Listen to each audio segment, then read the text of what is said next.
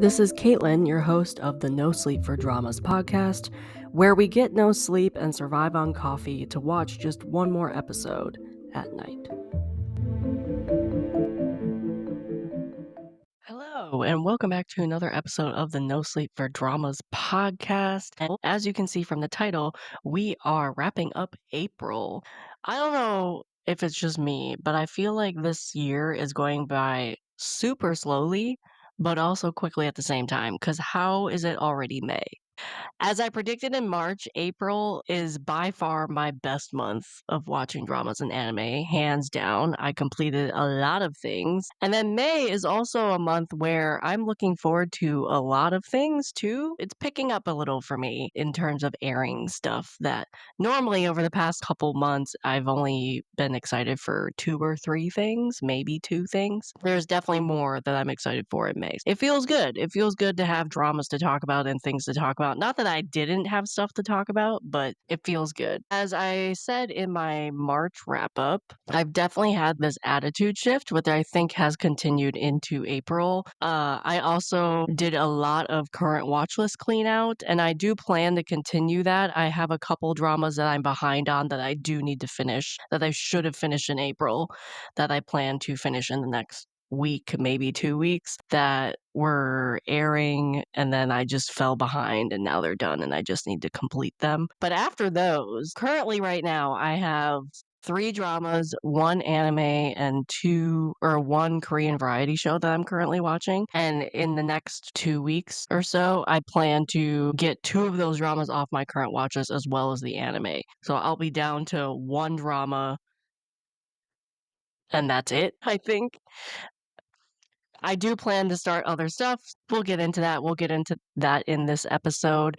But I love when my plans work out. I planned on cleaning my current watch list out, and it's looking like I have. And I love an empty current watch list because then I can add stuff to it and not be overwhelmed by 17 dramas. I will never watch 17 dramas ever again in my life all at once. My cap is 10. There's still a lot of podcast recordings coming up. Those will definitely take priority, but I'll sprinkle in some new dramas, some things I should have watched already. We're going to get variety in here because it's fun to talk about stuff. It's fun to have a variety. I like recommending stuff to you. That's not why we're here, though. We're here to talk about the completed stuff that I have in April, the dramas and movies and anime that I completed in April, and then everything I'm excited to watch, or maybe not excited. Some of them I might not be excited, but let's run that down. The first thing, if you have never listened to a wrap-up episode, welcome. You have plenty of wrap-up episodes to go and watch, but the format, of course, is, as always, I first talk about everything I completed. I give you little mini reviews. Sometimes I'll be kind of repetitive because I've already done a podcast episode on them. Some I have never talked about. Some I have talked about on a watch list episode, my current watch list episode. There's variety here. Then if I dropped anything, that would be next, which in April, I did not drop anything. So there is no drop section in this episode. And then lastly, I talk about everything I am excited to start, or I hope to start, or at least I'm looking forward to. We'll talk more on that later. Let's move into the dramas and movies I completed in April. As I said, April was a very good month for me, and I completed a lot of dramas and anime and movies and got a ton of stuff off my current watch list, which was the goal. When this happens, I feel organized, and I definitely had a goal in April and March to get as much stuff off my current watch list as possible. Look forward to me asking for recommendations on what I should add to it. If you have any recommendations of, let's say, 2025 dramas that I should be watching, please let me know because I will need stuff to add to my current watch list shortly. As I said, some of the dramas I still need to finish, which I don't think I'll finish by the end of April because that ends next week, but I will probably finish some next week in May. I'll talk about those in the May wrap-up episode, but I'm satisfied with the number that I've completed. Looking forward to what I can add to it. The first thing I'm going to talk about is the most recent thing I completed, aka last night, is Scarlet Heart, the Chinese drama version. And I watched this on iQIYI, but it's also available on Viki. I'm so glad I got around to watching this Chinese drama. It has been on my list forever to check out, and I'm really glad that I finally was able to. I liked it better than I thought I would. It isn't a perfect drama at all. I will say I had qualms with it. I had issues with it. but I still enjoyed it a lot. I was pleasantly surprised. The age of this drama definitely shows it's a classic Chinese drama. It was made in 2011 or made in 2010. It aired in 2011. You can tell it aired in 2011.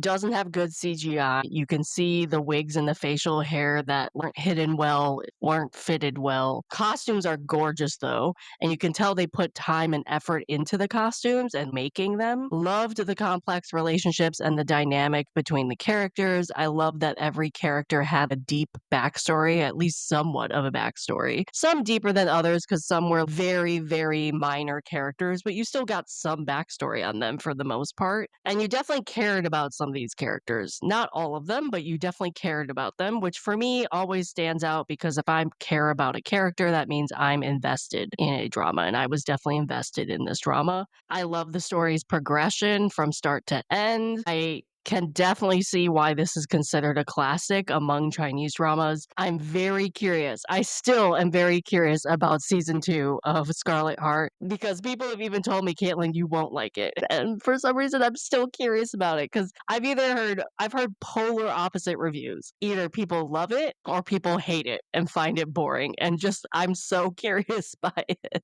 I still have not decided if I'm at least going to try it out and see what I think because it is also, I think the season 2 was made in 2013, 2014, so it will still show its age, obviously. I don't know.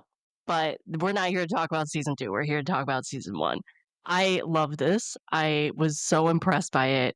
I liked it a lot more than I assumed I was going to like it. I rated this a 9 out of 10.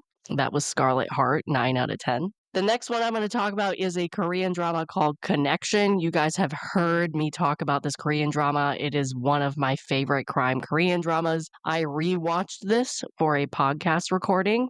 You can watch it on Viki.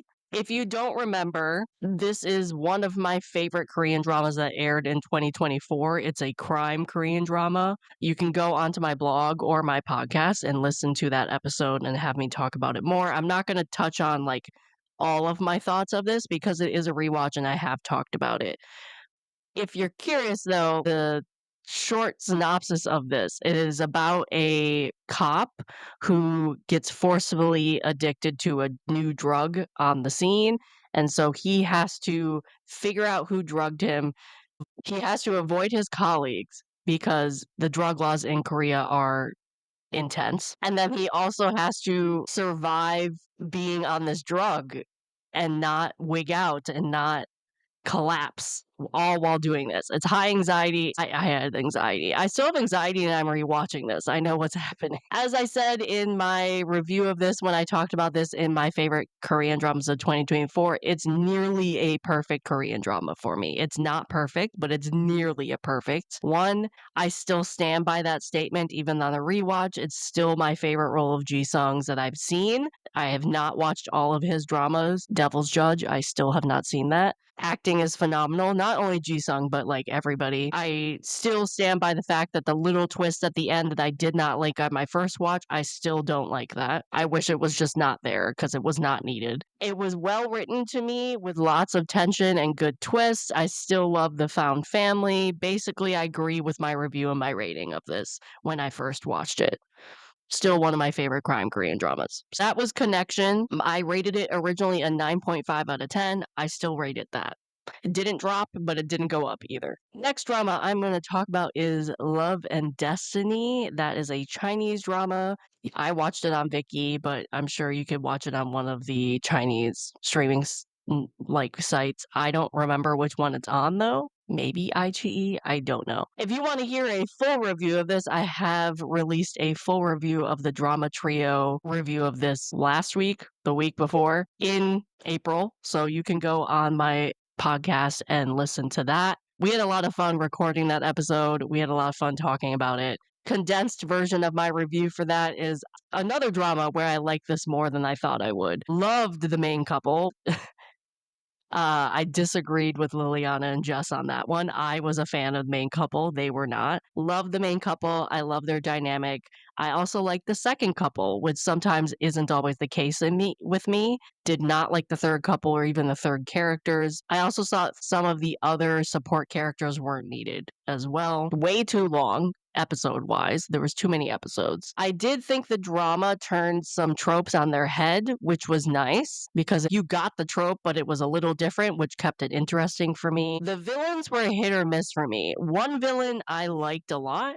Another villain I found to be really cliche, which I did not like. If you want to hear who those people were, you can go into the full review of that on my podcast. But that is the condensed review of my thoughts only for Love and Destiny. That's a Chinese drama. I rated this an 8.5 out of 10. Next, I'm going to talk about is the Studio Ghibli movies that I watched in April. Again, you have a podcast episode where I reviewed this more in detail and talked about more of them, talked about like the synopsis and things, so you can go and check that out like 3 episodes ago in April. I will give you the condensed review of all of these as well. I watched only yesterday. I am watching these Studio Ghibli movies in chronological order from when they were released. Only yesterday, I watched this on HBO Max. It was one of the movies I have not seen. Goal of this, if you forget, is I'm trying to watch all of the Studio Ghibli movies because now I have access to all of them. Not only the ones I have seen, maybe multiple times, and other ones I have never seen. Only Yesterday is the first movie.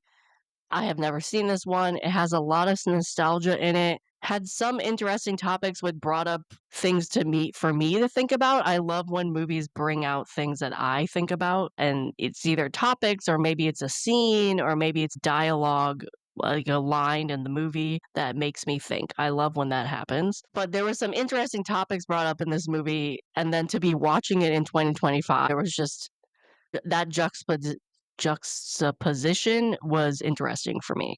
The different animations between kid and adult were neat. I thought that was well done. If you like slice of life, you will definitely like Only Yesterday. It was not for me. I'm not a fan of slice of life. But you can, as I said, you can listen to the longer review of this movie on my podcast or go read it on the blog. I did write up a blog post. I rated Only Yesterday a 7 out of 10. The next Studio Ghibli movie I reviewed was Porco Rosso.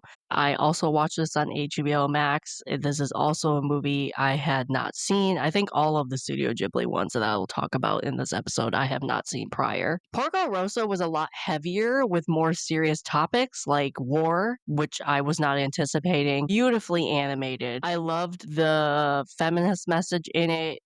This movie, Porco Rosso, was kind of wild to watch in 2025, seeing what is politically going on in the USA right now.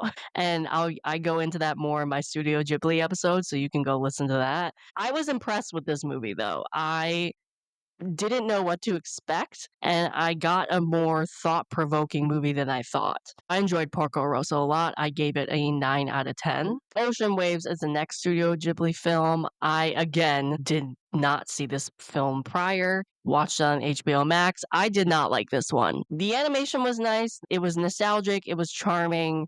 There was no story. It was another slice of life, which I will admit, as I said, like, is not for me, but I expected there to be romance and there really wasn't. And I also didn't like the female lead at all. I thought she was horrible and she treated the male lead like a doormat. I just couldn't get behind whatever romance this movie was trying to get us to believe in. And I just didn't understand why he liked her, other than the fact she was pretty. Ocean Waves, I rated a 3 out of 10. Go to the podcast episode to hear my longer review of that. 2 more Studio Ghibli movies I completed. First one was Pompoko, another movie I have never seen before. I was expecting a cute movie, which I still got in some parts, but overall it had a much darker message than I thought I would be getting. I was not expecting the movie to have a magical element to it. I just thought it was straight up animals. It had a very deep environmental message, which again was something I was not expecting. It did have some weird things happen in the movie, but through research, I understood why those things happened. So that kind of threw me off and threw me out of the movie a bit. It was a little slow in my opinion. Again, you can go to the podcast episode prior to this, 2 or 3 prior to this to hear my longer review on it, but I rated Pompoko a 9 out of 10. I was surprised by it, and I liked that it had a deeper message and it was darker. Lastly, the last Studio Ghibli movie I completed in April was Whispers of the Heart. Again, this was a film I had not seen before. I loved how the coming of age story had a bit of whimsy and fantasy to it, especially when compared to the other movies I'd watched in April. This was a breath of fresh air. For me, the girl's imagination was colorful and fun, which made the animation fun to watch. I did think the ending and the confession part of the ending was rushed, but I did like the leads in this. I love their romance. I love that they were supporting each other in their ambitions. Again, you can go listen to my longer review on the podcast episode. I rated Whispers of the Heart 9 out of 10. Two more things that I completed in April. They are both anime. The first one I completed is Solo Leveling Season 2.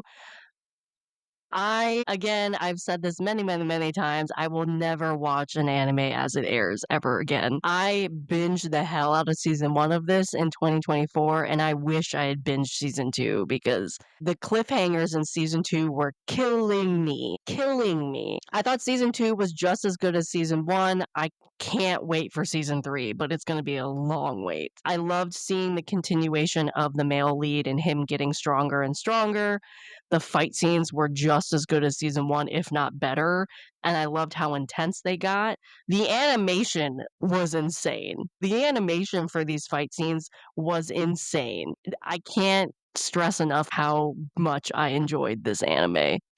I did want more, like, some more information on some of the side characters. I'm sure maybe if I had read the manhwa, I would have gotten that, but there's only so much you can put in an anime story in 23-minute episodes, right? I kind of wish I had more information, but I understand why, because there were a lot of characters in season 2 of Solo Leveling. I quite enjoyed this one, though, and I'm really glad I watched it.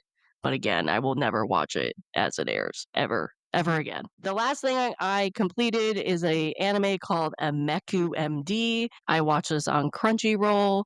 I knew I would like this anime when I first saw the trailer, and I was right. It was a pleasant surprise. If you like Sherlock Holmes and or the American show House, the medical show, you will love this anime. You need to check this one out because it's a combo of both. I've said this many times. It is Sherlock Holmes coded. You can definitely place the characters in the respective characters in Sherlock Holmes. Also, the medical mysteries give a house vibe where they have tried everything under the sun to solve it, and they bring in our main girl, the doctor, when nothing else can be solved. And that is basically what House is. Some of the cases were a little predictable for me. I did predict the outcome, and usually that irks me.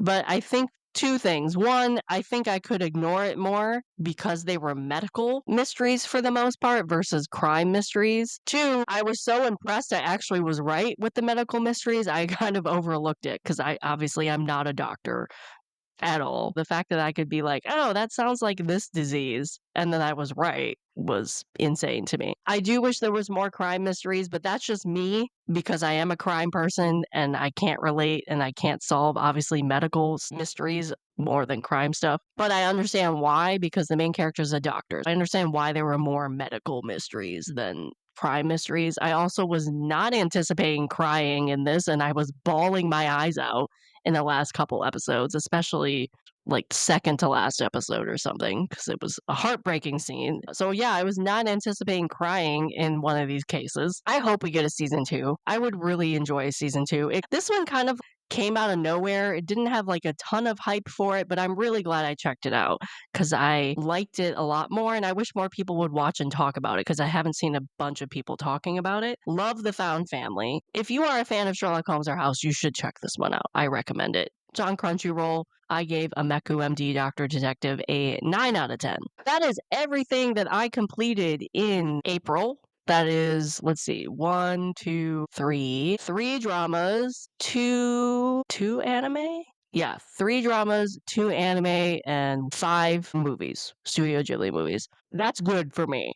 from what I've done in 2025. I'm happy with that number. Moving on to the second half of this episode, I'm going to talk about everything I'm excited for in May. I think May is a packed month for me, which again, I was not anticipating because normally I have averaged like 2 or 3 dramas that I'm excited for in the upcoming month in 2025. Have I watched any of them airing? Some of them I have. Some of them I still haven't watched because I've decided I'm just going to wait. There's some K-dramas that are already done airing that I do plan to watch in May. We'll see what I watch. But May with new stuff with new stuff coming out is a packed month for me, which I'm excited for. I feel like May is always packed for me because one, May is always a busy month life-wise for me. And of course, the month that I'm really, really busy with in my life, all of the dramas drop that I want to watch. And it always happens. May is always packed for me, I think. I also think it's kind of the month that's kicking off the summer. And we know that in drama land, summer is a big drama season because the schools are out, there's people on vacation, there's people that have like more time to watch dramas. So May is a big month usually for me. 2025, that's still the case. There's also a lot of rumors of Chinese dramas that are going to be airing in May. I didn't talk about any of them specifically in this episode because, as you know, I don't talk about rumored dramas unless I'm have nothing else to talk about or I'm absolutely sure they're going to be airing in May. There's just not a premiere date. With the Chinese dramas, I really am not sure if they're going to be airing in May. I don't want to talk about them and then them all of a sudden air all in June. Because the rumors I've seen is like, oh, this drama might be airing in May, but it also might be airing in June. I have not seen any concrete May dates. I'm not going to talk about them. Same goes with some Korean dramas. There's at least one other Korean drama that I'm not going to be talking about because it's rumored for May, but I have not seen any premiere date whatsoever, let alone a poster or a trailer or anything. There's at least one other Korean drama that might air. We'll have to wait and see. Just like April, I need to prioritize podcast recordings. There's dramas that I need to prioritize and to watch in May. We'll have to see what I pick up, what airing dramas I actually watch as they air, or what ones I might wait until they're done or almost done and start then. The first one I'm going to talk about is a Korean drama called Shark 2, The Storm. This premieres on the 15th of May. It does not have an international streaming service yet, so I don't know where this is going to go. This is another Korean drama about bullying, which I know that's a very big topic when it comes to Korean dramas. There's countless Korean dramas about bullying, but it's just ironic that this is coming out when Weak Hero just came out and Friendly Rivalry was out earlier this year. There seems to constantly be a bullying one out there, or at least a bullying storyline happening. So this is another one about bullying. What's unique about this though is quote unquote, so Shark 2 gives you the impression this is season 2, right? Shark 1, season 1 of this is actually a movie. Apparently what they did is instead of making a second movie, they made the second, quote unquote, second movie into a Korean drama. Shark is based off of Webtoon, and there was a movie in 2021 that came out starring Kim Min-suk and Lee Ha-joon, along with a lot of other people. And it's about a guy who is a victim of school violence and he gets put in a boys' prison. And in the prison, he learns martial arts and is willing to defend himself. And he kind of grows through this life in prison in learning martial arts and kind of being the top dog of the prison, I think. Season 2 is him getting out of the prison. So him getting out of the prison and then getting his revenge on the bullies that put him there in the first place. That's what I'm getting from the synopsis. It again starts Kim Min-suk, but everybody else has, I think, maybe Lee Ha-joon is in this too, but Kim Min-suk is the main character. That's what I got from my research. I have not seen the movie. I don't know if I can watch this, let alone there's no streaming site for it. I don't know if the movie is available to watch internationally either. I know it used to be a really long time ago when it first came out, maybe within like 2022. I don't know if it still is there because I think it first was available on like Amazon Prime or something. I don't know if it's still there. You will probably have to see the movie maybe to watch Shark 2. That's my impression of the synopsis and stuff. I have to go find this movie if I want to watch it, if it comes anywhere internationally. But it's just it's not funny, but it's like there's so much bullying storylines going on right now, especially with Weak Hero just coming out with season 2. This is another one. If you like that storyline, this is another one you can check out. It is definitely on my list to check out, but I do need to watch the movie first. And it sounds like he's also older, so it's not. I think the movie took place in like high school. I think this one is when he's older and like out of high school. That was Shark 2 The Storm, again, based off a webtoon. The next one I think is probably the thing I'm most looking forward to in May because I'm so intrigued by it. I hope it's good. I hope it's good. And that is Dear Hongrong. It's a Korean drama. It's a Netflix production. It will premiere on the 16th of May. That means we are getting all of the episodes on May 16th, which I think is 12 episodes, I want to say. Let me look that up really quick. Yeah, 12 episodes, all on May 16th, which I personally, I'm again not a binger. I'd rather not have 12 episodes, but I'll start it on 16, probably finish it later. I watched the trailer of this and it looked dark. It looked creepy. It kind of looked like horror-esque in a way. At least that was what I got. Of course, we got some romance in it, but the beginning was very horror. This is a historical Korean drama. If you're curious on my theories about this, I put up a YouTube video about my theories on this on the podcast YouTube channel. If you want to go check that out, I'm not going to repeat them here. I hope it's good. I hope it's good. This stars EJ Wook and Jo Bo-ah, as EJ Wook is the male lead, Jo Bo-ah is the female lead, and then we got people like Jung-ga Ram, Kim Jae-wook, he's the prince, Park Byung-yoon, who we know from other historical Korean dramas. We have Ji-won. This has a nice cast. I'm looking forward to it. If you guys have never heard of Dear Hongrong, basically what this synopsis is EJ Wook is playing Sim Hongrong, who apparently when he was younger, like a kid, he disappears. Hongrong disappears. And then a decade later, he shows up again, EJ Wook, with no memory of his childhood. And then Jo Bo-ah is his half sister, who finds that weird and decides to investigate his disappearance and why he's back and why he doesn't remember any of his childhood. People I know are a little worried that they're half siblings and there might be romance in this. I have theories on why I'm not worried about that. You can go and listen to my YouTube channel. Basically, I don't think they're half siblings, and there's many, many reasons why. Mainly, I don't think EJ Wook is actually the man he's supposed to be. That's the short synopsis of that. But people are freaking out about that fact. We'll have to wait and see if that's actually the case. I doubt it, but we'll have to see. I'm not as worried about it, but a lot of people seem to be. A lot of people are looking forward to this one, though, so I'm sure there's going to be a lot of people watching this when it airs on May 16th. That was Dear Hongrong. It will air on Netflix. The next one I'm going to talk about is Nine Puzzles. This is a Korean drama, a crime Korean drama I've been looking forward to forever. I first heard about this at the beginning of the year. The fact that we're finally getting some movement on it and actually an air date, I'm excited for it. Nine Puzzles, it's going to air on Hulu and Disney Plus. I've already confirmed it is coming to Hulu, and it will premiere May 21st. As I have said multiple times, and I will die on this hill at this point, Hulu, Disney has turned into dark crime drama land. They have produced a lot of my favorite dark crime dramas in the last couple years, and Nine Puzzles looks to be on that same shelf. It looks dark.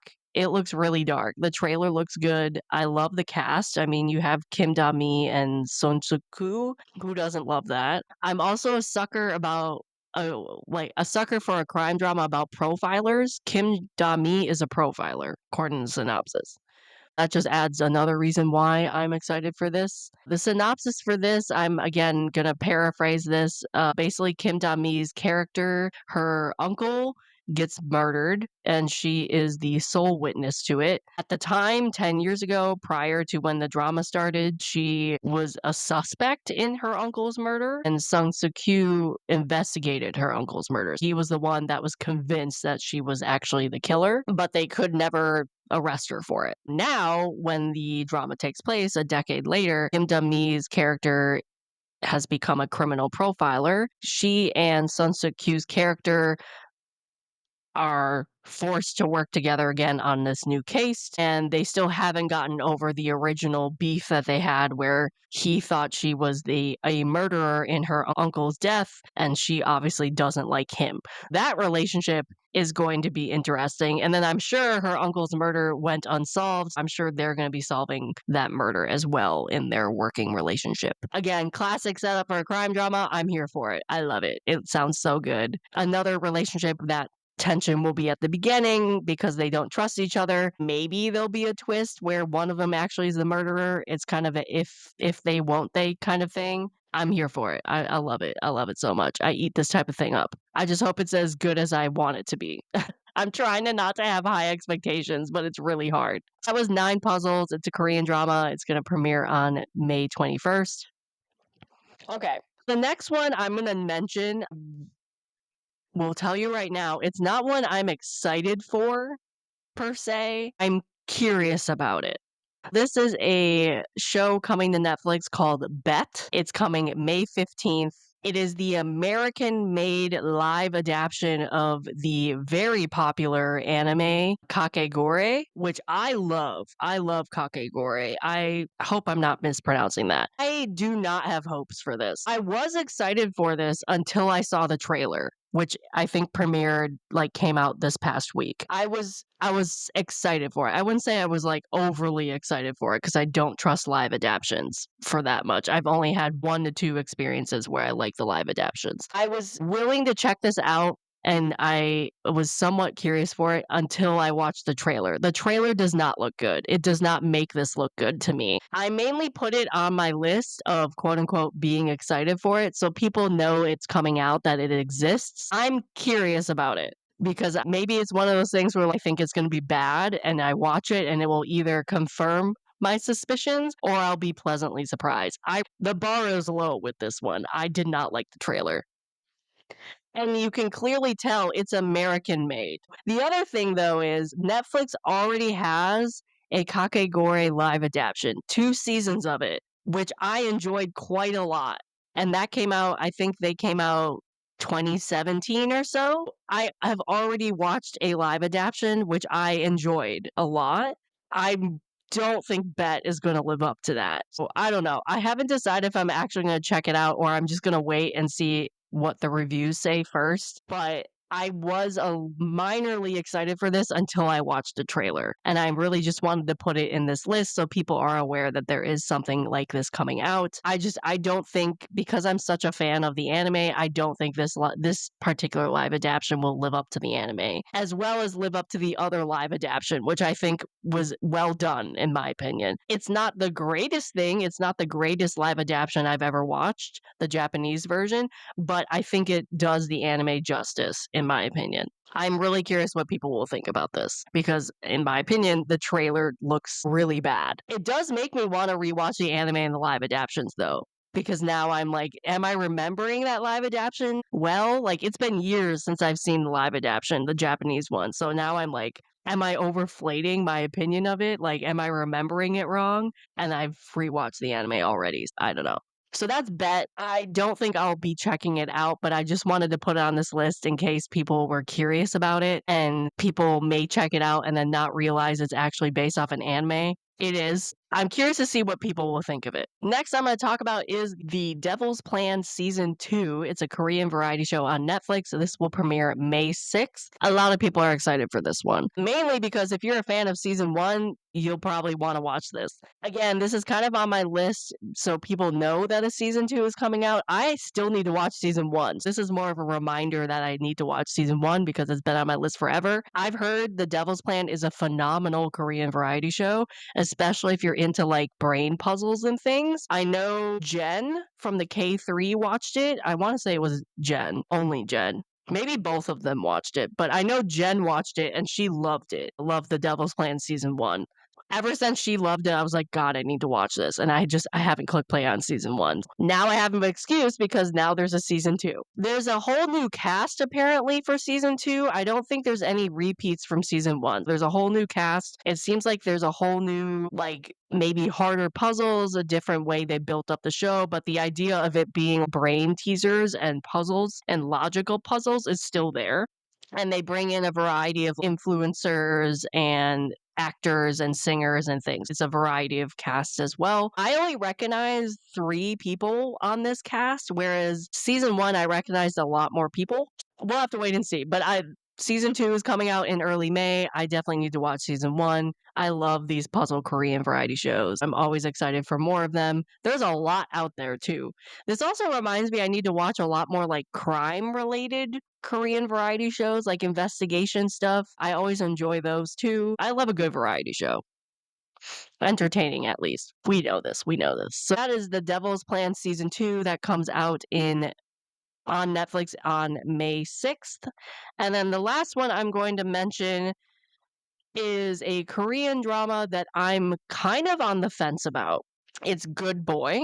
And I talked about this in my anticipated Korean dramas of 2025. It's rumored to air on Amazon Prime, but I have not confirmed that. And I heard it's premiering May 31st. We have gotten a couple teaser photos as well as teaser trailer for this at the very beginning of the year, but we don't have an official poster or anything of that sort. It's rumored that it will start promoting itself in May. That's what I've heard. I'm still on the fence about this because on one hand, this story is about a group of Olympians who become police officers and they form this special unit so they can use their sports related skills to fight crime, which I find is an interesting concept for a crime show. The problem is that one of the genres that's tagged within it is comedy, and we all know I'm a little iffy on my comedy. I think I'm still going to at least check this one out though, because I'm curious about it, especially because we only know 2 of the 5 or 6 people in the unit what their sport was. Park Bo-gum is in this. He was a boxer in the Olympics and he, I don't know, wins a bunch of medals and whatever. And then he becomes a police officer, right? And then we have Kim So-hyun, who she's like I don't know what the sport is, but she's a shooter. She shoots at targets. And I can't remember what that sport's called. And then we have Oh Jun-se, who's an amazing actor, of course. We know that.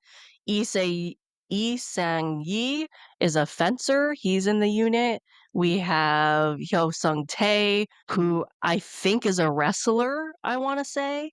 And then Tae Won-suk is also in the unit, and he's like those disc throwers in the track and field. I can't remember what it's called, but he's a disc thrower. And of course, you know what he looks like. He's huge. He has all these muscles, and he's huge. He's a big guy. He always plays the strongman in crime dramas. That's what you get. You got a boxer, you got a shooter, you have a fencer, a wrestler, and then a disc thrower in the unit. I don't know what Oh Jung-se is. I don't know if he's in the unit or he's just another character. All these Olympians decide to become police officers and they become part of this special team that fights violent crime. That's what I'm basically getting at. That concept sounds good to me. The comedy part is throwing me off. And it's not like I don't think these people can pull off comedy. I absolutely know all of these people can pull off comedy. I just don't know. Again, I'm more for a darker crimes person, but maybe because I'm getting 9 puzzles and some other dark crime stuff this month, maybe this will help. For example, if I start watching Weak Hero, maybe the comedy part of this will help. That's Good Boy, rumored for Amazon Prime, and it's premiering May 31st. That's everything of the new dramas that I'm looking forward to in May. Yeah, because we're ending April. In May. I definitely know due to premieres and where they're airing, I know I'm definitely going to be watching Dear Hongrang because I already know it's airing on Netflix. And then 9 Puzzles have also been confirmed. Good Boy, we don't know where it's airing, and as well as Shark 2, we don't know where it's airing. So there's at least 2 dramas I'm definitely going to be checking out as they're airing. give or take. So as always, the last thing I'll talk about is the older dramas I plan to start in May due to podcast recordings or other things. I will be doing another Studio Ghibli movie episode. I need to watch 5 more Studio Ghibli movies in May for that podcast recording. I also plan on watching Heartless City, which I have mentioned before. We are finally going to be recording that May-ish, June-ish. I need to watch that in May. And then I also need to rewatch Flower of Evil because that is also going to be a podcast episode that I am going to be recording soon. I think I've rewatched Flower of Evil now 4 times. This will be the 4th time I've rewatched it. I love Flower of Evil. If you need a crime drama to watch Flower of Evil. Just that I just need to put that out there. That is about it. That is everything that I have completed in April. And I plan to watch, or at least plan to check out in May. It's going to be a busy month for me. I hope I don't get burned out. I hope I enjoy everything I'm watching. I hope life doesn't smack me up the side of my head because May always is busy for me. Let me know what you guys are checking out. Let me know what you are excited for in May or maybe what you completed in April. Again, my watch list is going to be somewhat empty after the next week or so. Please let me know any dramas, especially the ones that have aired in 2025 that I need to check out, whether that's Chinese, Japanese, Korean, whatever. Let me know because I need to add some things to my watch list. Not overwhelming a lot of things because there's definitely obviously some dramas that I am going to be adding, but I need ideas. I need things that I need to check out because there's some that I'm excited for, but I'm like, do I remember people liking this drama when it aired in February or January, whenever it aired, or is it just something I need to check out? Let me know your suggestions if you have any. Thank you for listening to another episode of the No Sleep for Dramas podcast. I will talk to you next week. Bye. If you want to continue the conversations about dramas that were started in this episode, you can find me on Instagram, TikTok, and Blue Sky under the username No Sleep for Dramas. That is No Sleep, the number 4 dramas, just like in the title of the podcast. This podcast is also an expansion of my blog, so you can visit my blog at www.nosleepfordramas.com, the number 4 dramas.com, and find multiple years of blog posts already available at your fingertips. All links are in the description of this episode. Finally, please give this podcast a like or a follow wherever you listen to the podcast. Leaving a comment or a review also helps a lot. We love hearing ideas and feedback from all of you. Share the podcast with your friends as well. Thank you for listening.